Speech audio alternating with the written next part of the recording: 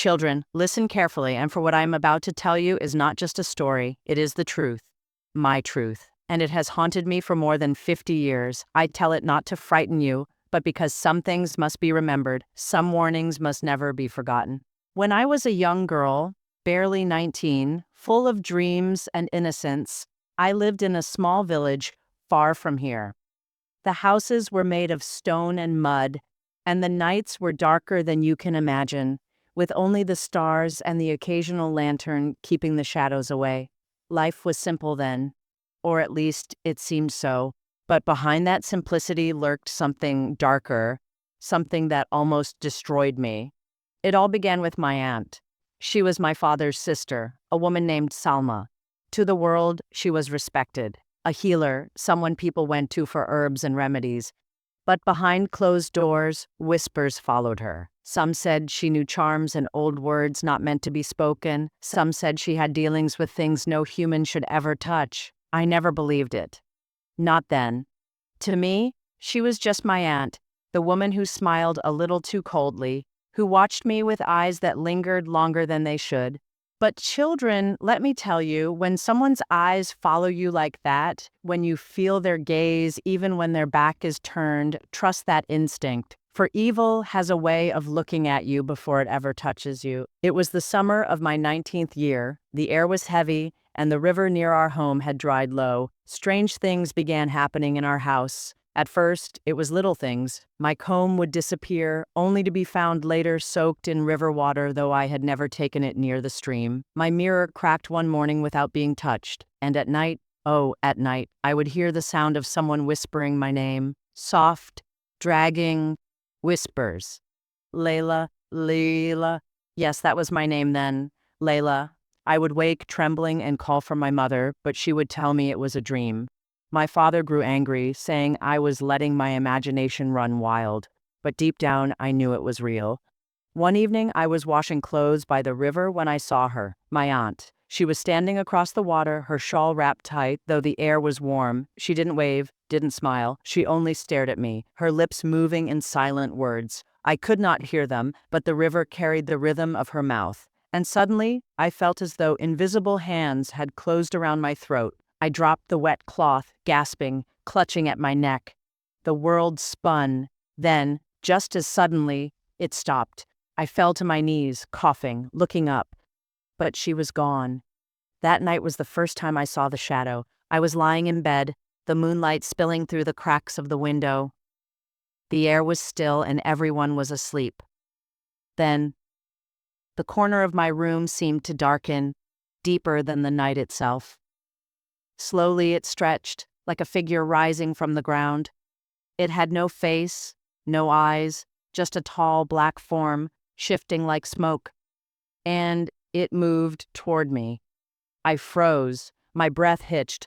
I wanted to scream, but my voice was trapped. The figure leaned close, and though it had no mouth, I heard a sound, like many voices speaking together in a low growl.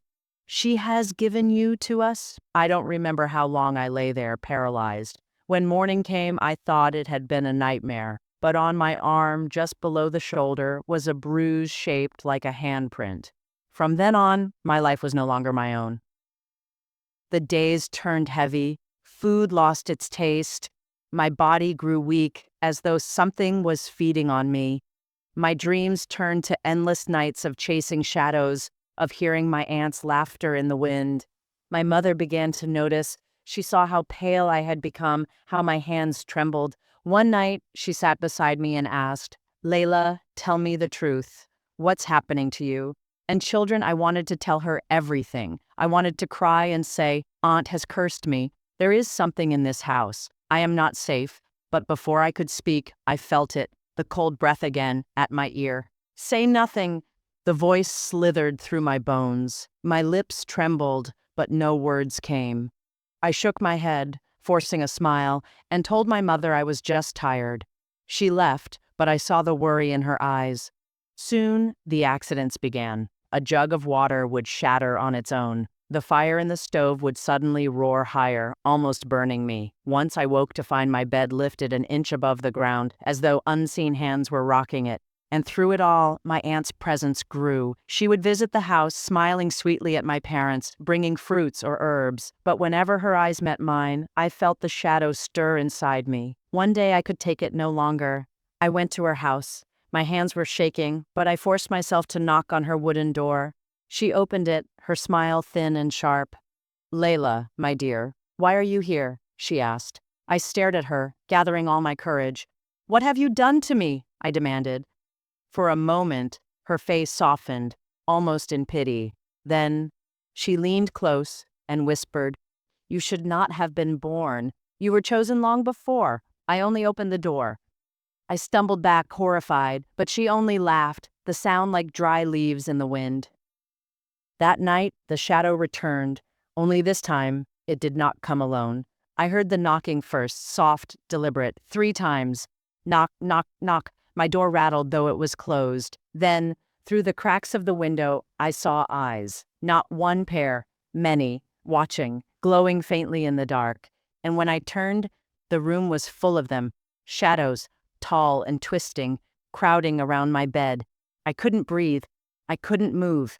And then, I felt it, a weight pressing down on my chest, crushing the air from my lungs. The voice came again. "Give yourself. You are hers no longer. You are ours. Children." I thought I would die that night, but somewhere inside me, a fire burned. Perhaps it was my mother's prayers. Perhaps it was my own will. I forced my lips to move, and though I barely knew the words, I whispered a prayer I had once heard from an old traveler passing through our village. The moment the words left my lips, the figures shrieked, a sound so loud it split the air. They pulled back, twisting, writhing like smoke caught in a storm. The weight lifted, my chest heaved as I gasped for breath, and just like that, they were gone. But I knew it was not over. No, it was only the beginning. Children, I will tell you what happened after, how I fought against my aunt's black magic, how I uncovered the truth of what she had bound me to. But remember this, evil often wears a familiar face. It smiles, it offers gifts, it pretends to care, and by the time you see its true shape, it may already be too late. Children, lean closer, for what comes next is darker than all I have told you before. That night when the shadows fled, I thought perhaps it was over. But no, black magic does not release its prey so easily. What I faced was only the first battle. The war for my soul had just begun.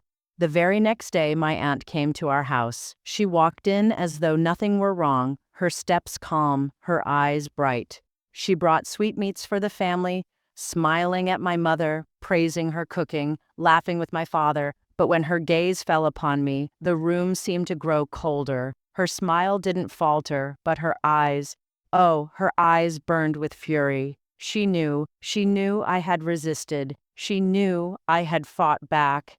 And under the table, where no one else could see, my hands began to tremble.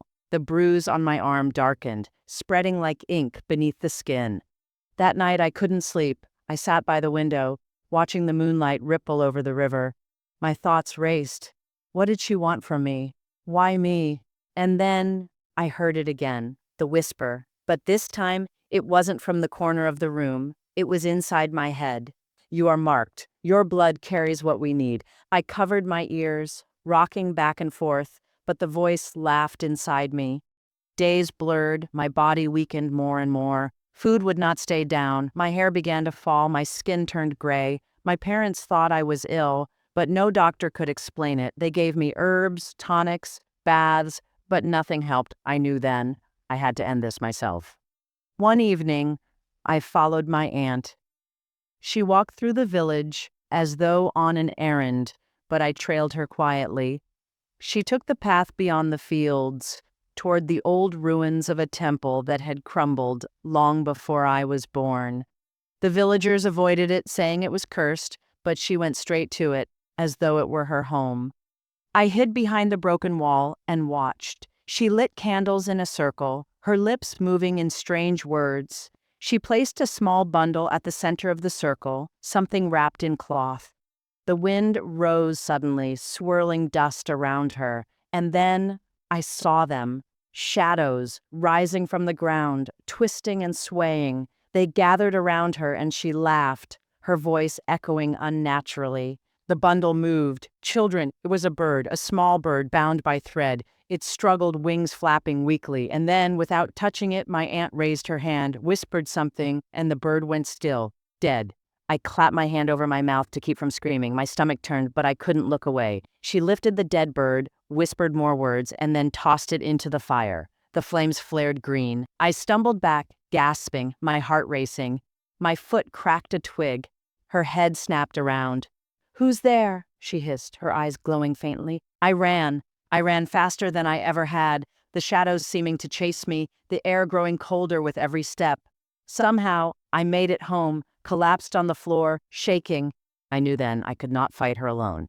The next morning, I told my mother everything, every detail. At first, she stared at me in disbelief, but then tears filled her eyes. She confessed something I had never known. She said that before I was born, my aunt had wanted a child of her own but could never conceive. She had gone to strange places, sought strange powers, and when I was born, the first girl in our family in generations, she had tried to claim me, but my parents had refused, and from that moment on, she had hated me. "You are not cursed by chance," my mother whispered. "You are cursed by blood." My father wanted to leave the village at once, but my mother said it wouldn't help. Wherever we went, the curse would follow. The only way was to break it. So she took me to an old woman at the edge of the village, a healer even older than my aunt. Her name was Fatima. Her back was bent, her hands gnarled, but her eyes, oh, her eyes were sharp like flames. She listened to everything silently, then she nodded. "This is no ordinary curse. It is a binding. Your aunt has offered you to them." "Who are they?" I whispered. Fatima looked at me gravely. "Spirits. Not of this world. Hungry ones. And they will not stop until they have you." She gave me a small amulet, a piece of iron tied with thread. "Wear this," she said. "It will not stop them, but it will buy you time." Time for what? I wondered. That night, I wore the amulet as I slept. The shadows came, as they always did. But when they reached for me, the amulet burned with a faint glow, and they shrieked, recoiling. I awoke drenched in sweat, but alive. Days passed. The amulet weakened the attacks, but it did not end them.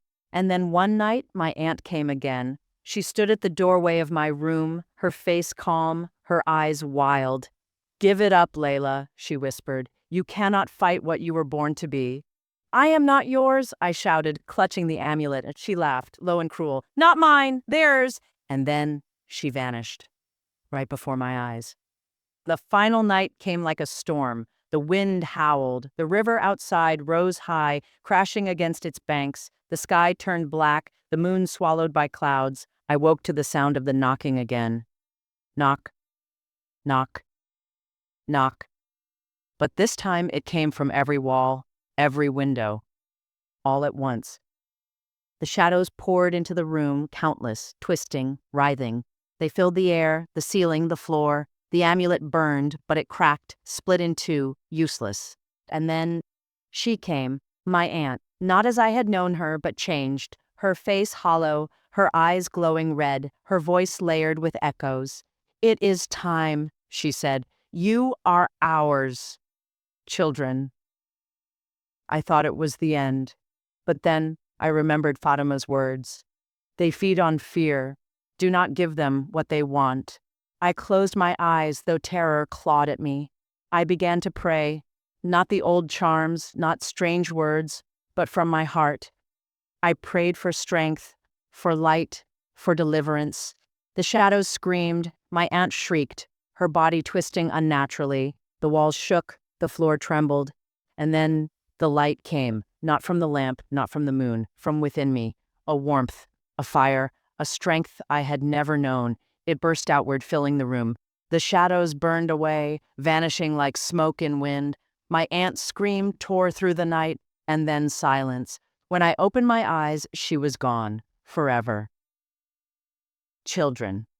That was the night I survived. But survival has its price. My aunt was never seen again. Some say she drowned in the river, some say she fled. But I know the truth. She was taken by the very spirits she had tried to command. And me? I lived, but I carry the scars. The nights are never truly quiet for me. Sometimes when the wind is still, I still hear the faintest whisper, Layla. And that is why I tell you this story. Not to scare you, but to warn you. Evil can hide in those closest to you. Black magic is not a game, not a trick, not a tale to laugh at. It is real. It devours. But remember, courage is stronger, faith is stronger. Light will always burn through darkness if you hold on.